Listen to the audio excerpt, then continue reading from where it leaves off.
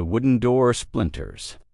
3 days have passed since the Mongol warriors breached the outer walls, and now they've found her.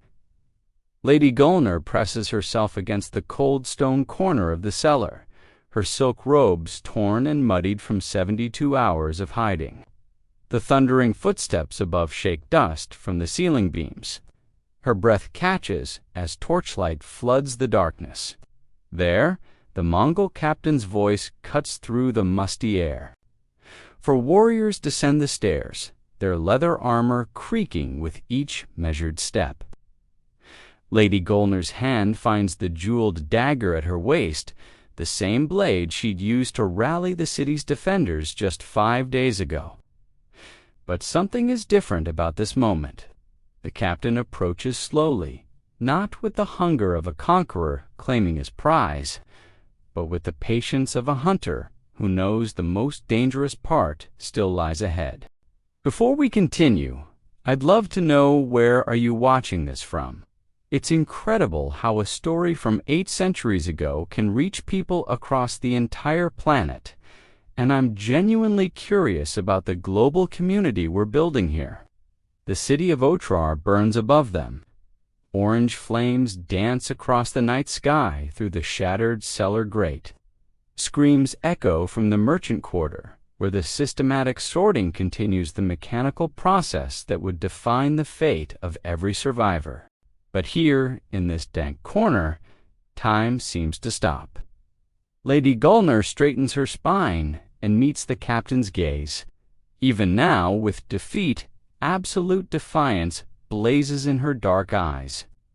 "My husband died on your swords," she says, her voice steady despite the tremor in her hands. "My sons fell defending the gates. I had nothing left to lose." The captain nods, almost respectfully. He understands courage, especially courage that cost him 5,000 men. 2 warriors grab her arms. The dagger clatters uselessly to the floor. They drag her toward the stairs, her feet scrambling for purchase on the slick stones. Behind them, the captain barks orders in Mongolian. The words are foreign, but their meaning is clear. This one is special. This one defied the Great Khan's armies. This one must serve as an example. This is the story of how a silk merchant's daughter became the last hope of a doomed city, and why her resistance would haunt the Mongol Empire long after her death. It's the story of what Genghis Khan's armies did to women who dared to fight Bakand Why. That fate was carefully designed to be worse than any quick death on the battlefield. The year was 1219, and the Mongol war machine had reached the prosperous trading cities of Central Asia. Otrar was a jewel on the Silk Road, its markets thick with Persian carpets, Chinese silk, and the accumulated wealth of generations. The city's walls had stood for centuries. Its people believed themselves protected by distance, by diplomacy, by the simple assumption that their world would continue as it always had. Then came the messenger, his horse dying beneath him as he crashed through the gates at dawn. The words he carried shattered everything. The Mongols were coming, and they wanted blood. Otrar's governor had made a catastrophic mistake.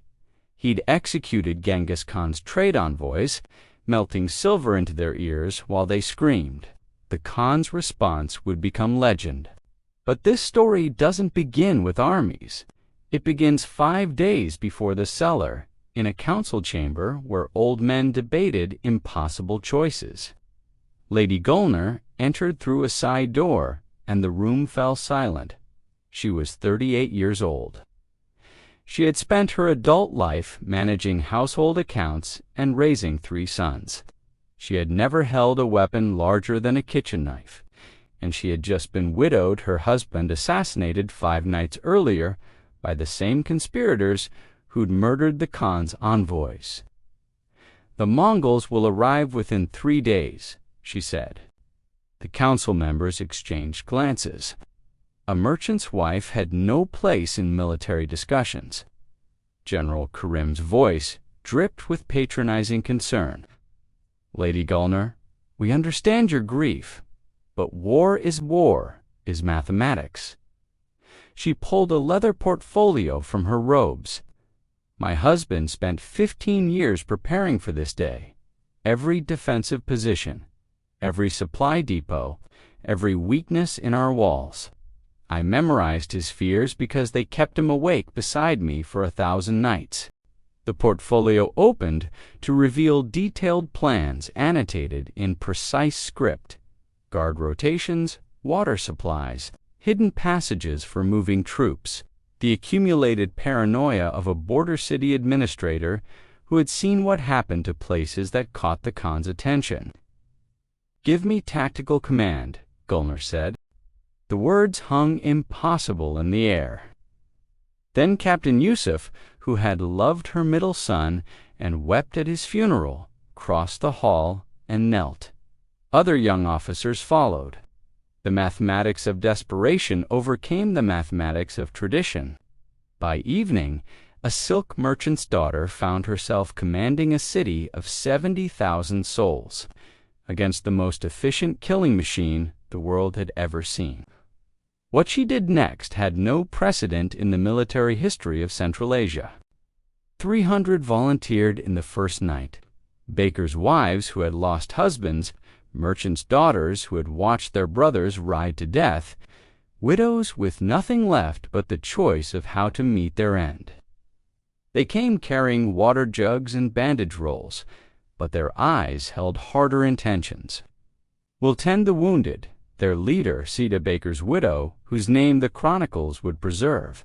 "Fatima, free the men for fighting." Gulnar studied their faces and saw her own loss reflected and multiplied. "You'll do more than that. When the Mongols breach the walls, they'll expect to find you cowering. Instead, you'll hold the streets." The transformation of Otrar proceeded with desperate efficiency. Women trained with crossbows on rooftops. Children too young to fight were hidden in deep cellars. The elderly, who chose combat over capture, took positions they knew they'd never leave. A trading city became a fortress of last stands. And then the Mongols arrived. 50,000 warriors spread across the horizon like a dark tide. Their approach was marked by dust clouds that turned the morning sun blood red. From the highest tower, Gulnar watched the mechanical precision of their deployment. Each unit moved with practiced efficiency, surrounding the city like water filling a bowl. Behind them rolled siege, enormous catapults that could throw stones the weight of men, towers that would allow attackers to match the height of walls. The drums began. 3 strikes, followed by silence. The universal Mongol demand for submission. A horn blast cut through the morning. From the Mongol lines, a small party rode forward under diplomatic banners. The Mongol general who led them had a face scarred by decades of conquest. Through his interpreter, he made the standard offer. The terms were exactly what Gulnar had expected from her research into Mongol methods. Immediate surrender. Gates opened fully. All weapons surrendered. The population would be, sorted a word that made her blood run cold. Men capable of bearing arms would be executed, but perhaps not tortured. Women would be distributed among warriors according to established protocols. Children under 10 would be spared for slavery. Craftsmen with valuable skills might live. The elderly would receive quick deaths. "Define mercy," Gulnar said. The interpreter blinked. Women didn't typically challenge surrender terminology. The general's response came with clinical precision. "Mercy means you die quickly. Your daughters become concubines instead of camp followers. Your grandsons forget their language serving the empire. This is more than most receive. And if we resist," the general smiled without warmth. He gestured toward his vast army, then spoke a single word. The interpreter translated in a whisper, "Annihilation." What the general didn't say what everyone in that moment. understood was that the word meant different things for different people. For men, annihilation meant death. For women who had actively resisted, who had stood on walls or organized defenses or inspired continued fighting, annihilation meant something carefully designed to be worse. The Mongol Empire operated on a dual legal system of breathtaking cruelty. Within their own society, women enjoyed remarkable freedom. They managed estates, negotiated treaties, commanded respect that would humble the queens of Europe. Mongol law mandated death by torture for any man who raped a woman of the tribes. The Great Khatans ruled entire regions as regents, their authority absolute, but crossed the border of submission, and all protections vanished. Conquered women existed in a legal void where their status depended entirely on capture and distribution. The same warrior who would face execution for touching a Mongol woman without permission could claim enemy women as legitimate plunder. This wasn't hypocrisy, it was policy. Two separate categories of humanity governed by completely different rules. And women who led military resistance, they represented something the system hadn't accounted for, a category that violated the natural order. Golner returned to her council and delivered her decision. We fight. The siege began at dawn the next day. The first stone shattered against Otrar's northern wall, exploding into deadly fragments. The siege engines worked in mechanical sequence every 3 heartbeats. Another impact, 20 catapults maintaining constant fire, each stone precisely aimed at structural weaknesses. By noon, 3 breaches gaped in the outer walls. Mongol assault troops poured through like water through broken dams. The fighting transformed from distant bombardment to intimate slaughter. Steel met steel in narrow streets. Arrows found flesh at close range. And then the Mongol infantry encountered something they hadn't expected. In the market square, Fatima's Unit 300 women with crossbows and kitchen knives held the approach for 6 hours. They had prepared the terrain, collapsing sections of the covered market to create choke points. When Mongol troops tried to flank through merchant stalls, the women dropped the ceiling on them, crushing an entire unit beneath timber and stone. The Mongols adapted quickly. They always did, but the resistance cost them. Hour after hour, street by street, Otrar extracted a price that didn't fit the formulas. By evening of the first day, Mongol casualties had exceeded 1,000. For a city this size, that was impossible. That was unacceptable. The fighting continued for 5 days. 5 days instead of the anticipated 3. Golner commanded from multiple positions as the defense contracted toward the city's heart. Captain Yusuf fell on the 3rd day. General Karim died holding the northern breach. The baker's widow Fatima lasted until the 4th day, dying on her feet with enemy blood on her lips. By the 5th day, perhaps 200 defenders remained, trapped in the governor's palace. The Mongols had taken the city, but at costs no one had calculated. 5,000 casualties, dozens of their elite warriors dead, siege engines damaged, supply lines strained, and worst of all, almost no living women to distribute among the victorious troops. The female fighters had either died in combat or chosen their own endings when defeat became inevitable. They had transformed the conquest from a profitable sorting operation into a Pyrrhic victory that would haunt the campaign's ledgers. In the palace's deepest cellars, Golner made her final preparation. The elderly volunteers and wounded who couldn't fight had been positioned among the oil stores and grain reserves her husband had so carefully accumulated. When the Mongols finally breached the palace's heart, they would find no cowering survivors to sort, only flame. "Light them," she commanded. "Let the palace become our pyre." She climbed the stairs as smoke began to rise, the jeweled dagger finally drawn. The palace erupted in flames behind her, consuming the last defenders who had chosen cremation over capture.